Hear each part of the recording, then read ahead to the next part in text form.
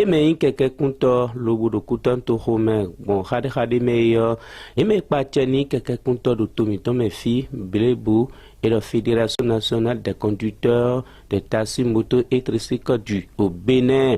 Ye dela ekple keke kunto enele do kutanto home do fijulo se o wene susi a riosino konoten keke kunto leton. Ye ple ye lo na su hu khale do mejilit otovi dagbe yo no de afo dagbe ene onye lobo edo ene duyo iwa lobo khaledo mejile emi do yen mon koton lobo kwalo lo na suhuno nino me dagbe de na suhuno lobo player when we go see fina minatunda mejile o sonu wado alomeni akluno gbedo to uno alodo eni biye mena mi ikoto ni bo akolu me so ko mo jale dodo to ni konto yi Jesu Kristo kada to si ko sia hamiton tomito yo yeji lobo pa kla ni tomiton enfant du Bénin de vous la liberté de Christ ba iwa iho lobo botito e ren iwa fine yo onu konto e iho lobo tin pe de men miwa nato wa pasiete nato wa ze midele tokia midele onukun ni to sokan monukun to kon ete dali to kon zemi janre minu kun dali na alopare me zemi jan ete dai eso to vona alopade me ete tin eye mi si na meeting to zemi janu to benesi ayibaji po nawe mina pasigbon na de miko yi midele ko to bayi kanu mono dai on zemi jamais bon mi ose midele ko koko ṣùgbọ́n mi ma yún nu ko un lo wa o mi yún wo e mi wa fi o mi na je mi de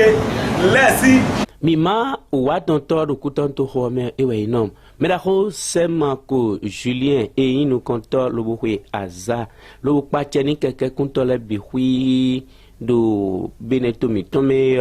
ewa khobo no he ewa fine etime aso eyin mi ton organisation mi ton etin gomeri bodo to alogora mi na bo enu ma odo ti to lai leti de mi do ti to mi giro na go aso ene lo yi to meri si ewa yin ni mo e mi no kan do awopo awurogo organisation mi ton e ma meri don we de nu ma do ti to lai wenu mu mérito alogora mi autobibasina mi ene onsin ye kan mero po awu eyin awu bole na blogben ba awu do po ina dogbon beneto be blebu meyo etin onumon koton me mo do po eyin o wema na suhu na chroje lo bo mi na kun kagagbon fide le etin no enele me hun me da ho sema ko Julien etinu pede meniye daidi droita si reho do mi te di meri do krokodo aje bonadro akwa de dro yi to keke no resi esingado apo awo esingado apoko nye wugan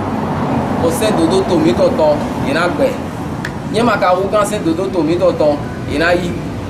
akwa de meri do kroko na yi to me to ason wa to meri eton me eto fona meri de kore imeri ko to do akwa to e mi jiro na yi to keke no resi karabi singado akwa ni we mi na yi ya to aso wa to Kotonu ana yi brata si Kotonu to ya na wa so bi karabi an so yi brata si karabi to ya na wa so to wida ana yi brata si wida to ya na so wa so to Semenkoji ana so wa ide ana so yi brata si Semenkoji to eso e avantage bi to se te ro me o se ro e do mo na we mi na basi bo mana no to kla ene me we yi ni ne mi le ton de mi ka do ne bona basi mi do na se kure mi tori e ma yi mi le chono ton me bi ton we mi do ado ti do ke mi do na bi o meri de bo e na basi ike ye de yi kun awe gabi e de yi kun lopo e na basi do kon mi lo kuro po me bon ena tinto c'était là bon il y a des droits assis Cotonou to ba Cotonou la wa so de ba droits assis Cotonou to wa ko ana bi o karabi ana ko tike ni ro est-ce que gagne sur le coton est-ce que gagne sur le coton à don avant bon ena il laisser passer là yen lo ke ano keke to Cotonou ko ka jiro na se me ko bi o wida adona ti do tike ne na o se dodo tomito to uwena achene meri rukroko bo ati to komi de me boto aso wa adona wa ide adona so fe mi ma komi loton e ma ka do se mi resu to aso mi to dali uwe so bo mi do bio ene ro bloni ne le eme me loboa su hui ho mon koton le si nu pacha me do fine le na su hoblu be nu kan yo ye dele de su ye kan hobio mon okore kamiton monsieur que va to c'est mako do yo modo me do ko ko jame me ka mo ko jame a na do ko we de jo mi amo ko jame do ko ton ti ono se mi ti te wa nda jile ko nu wa mi abesi Cotonou do mais lui qui a tout aussi à Badji donc nous là des c'est wa pour 0 mi confie il finit tambo nado chasse d'accord point nous y a ko do mi ko de après le fie gbedion ba mi go fi dion arrondissement mi to si me de ma file ayo mais on sa goni e wa ti me ni edo e be ko to de nous le ko to be se jende nga ba ni ko wa ko mi se ouvert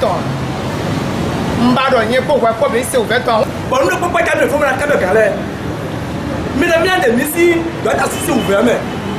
Bon, ouvert, mais d'ailleurs, elle a vraiment le meilleur, mais tout ce qui a dit, tout ce qui vidéo, mais tout le cas, bon, mien de Missy, mais nous ne pouvons pas finir, bon, mais le mien avec quoi, numéro et Mélissi, bon, numéro là, bon, numéro là, c'est 1. Bon, mais les gars, sont autour, il a tout, tout il a tout aussi à tout même. Mais, et puis, nous aider à tout les faire. Il y a tout de mécanique autour de mettre le coup, et tout le monde, quelqu'un pour tirer, mais à sommet. Mi la bon ouvert gan mi la de si we na me but we ma ra mi na mi yi o mi na te mo ka bo mi yo we ma lo ko da u to bo mi ke mi na ko fi bi be le ku to te ka ni yo but ti to de mi sa ni mo wa mo ko pe ka te me di ba mi don ni bodo mi we ma lo but mi lo tu se mo mi lo Cotonou but mi le kara bi o mi na te mo ka bo ti ke de le to mi lo to but ti ke de o mi ai ka jo mi na ti ke ni o kara bi ticket de un ami, mais ticket de un ami à Tchèque, et là on va sur le pot.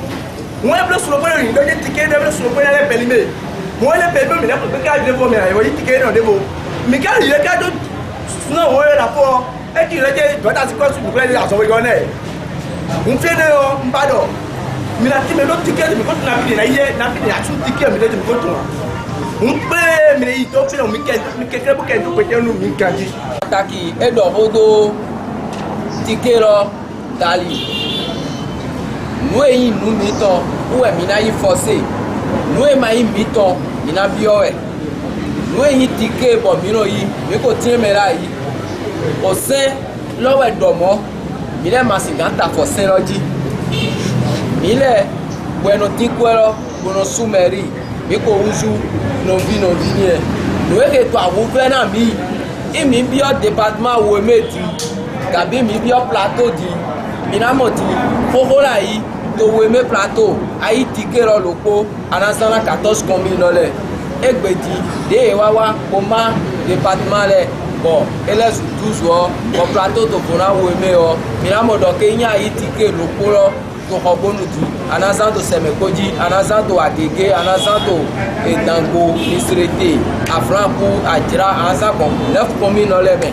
moti e ma yi do ke eyin juro mi ton gabi a che pipa mi ton pe do na mi bio e pe na mi do mo sino yan yi tike to hogbona yi ajajira bona kun keke fun anso ya ajira ton o se lowe do mo e ma yi mewe pa e ma ka yi mi le keke ron lewe so pa se do to ro ton o e na destination mo moti donc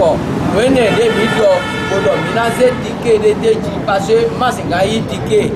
doit assez bon mairie de bime mito kunkun département bo ma ku pa mi pe commune we na pa mi donc o we mi do si an yi ko de ni ne rotan e se ka je so bo bi okwe ni e na mi di e ndo wi me ton lodi bon ena yi ticket ro poto Cotonou bona zana littoral atlantique ena yi ticket ro bona zana 77 commune le e ena na mi bon mi na yi mais masinga pache nous bon mi na biodi de mi koto afundo kholo mo we na yi boni ene o metile wini tinu ni le mi akan hobio o wi gbojina to ni keke kunto le bido bineto mi to me sinfia bi atinu me ne po mi ze tito le nkoton do te me la ho edo ho pede ni mi. On m'appelle Alpha Rémy.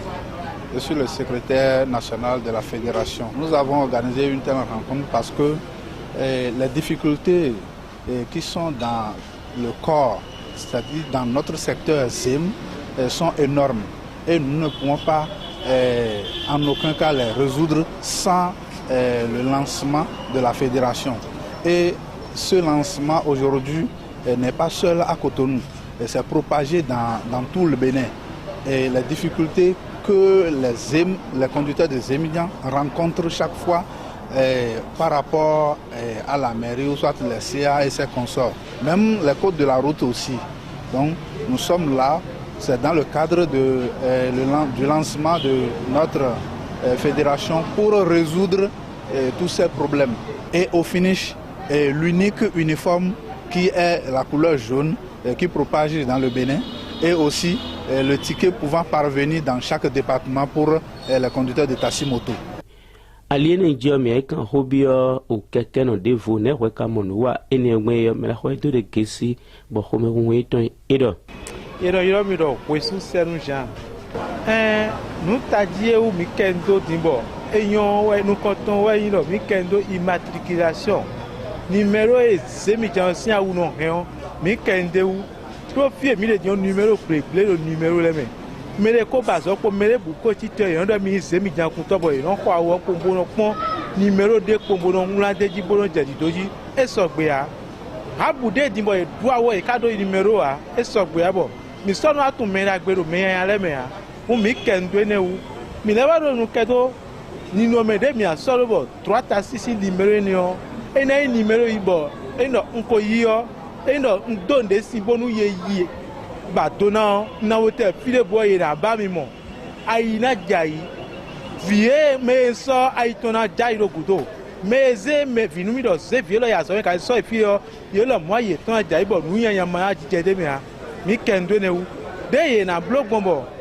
mi na do yi yo ebo do ko e fifo e mi pan kon die yo de mi na blog mo ayina jai yo na de mu mi lo mo bra de nu me le do mi lo de kende wu mu ti to me de mi le supo ye kendo de mi na blog mo yi na mo galebo 3 tasisi wo mi yiyo mi yo mi na biyo to ko de ya do ko to lebo e ma so ai uvenu mi a e ma so ai hun ki ko nu mi ro mi me se mi jan le tentin a ye kendo nu mo don lewu pe ka dia foton nu de wa yimbo e na je un gbebo je gangbe o semako Julien e inu konto lo pacheni keke kunto o semi jano mi ton le do bineto sin ai kungban jio yo kan hobio me da hodesu bo e do Monsieur Semako Julien Gevo Edo bon yin président national na beta association de développement des conducteurs de taxi moto Jromaton du Bénin bon e ka so zemina président de la fédération des émigrants et des tricycles du Bénin donc mi wa fite gbe na no wa de tin to setelome pataki na nu a ouvert de keke kuntole to dido to circulation wa yiro mi bo mi wa si ayin te gbe bo wa be ti to pepo pataki na nu bibio etin to setelome bo mi to dido bo e ma to bi basire mi wa godona e do eni penu ko gogo be yi pataki na vaccination de edo eni do bo mere ma to dido mi wa dona e bon me support e yigbe bonado obio président pour conditionner do ni te kon bo gwa lo na mi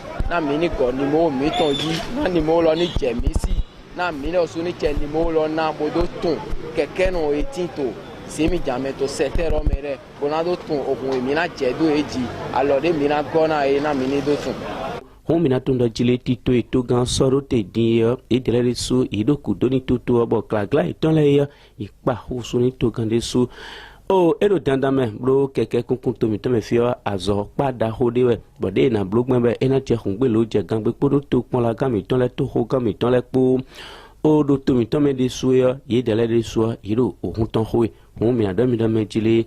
o Africa Soleil Media mi de la mi do to me do fijilo sa o wenu susin a hiosin o nukan.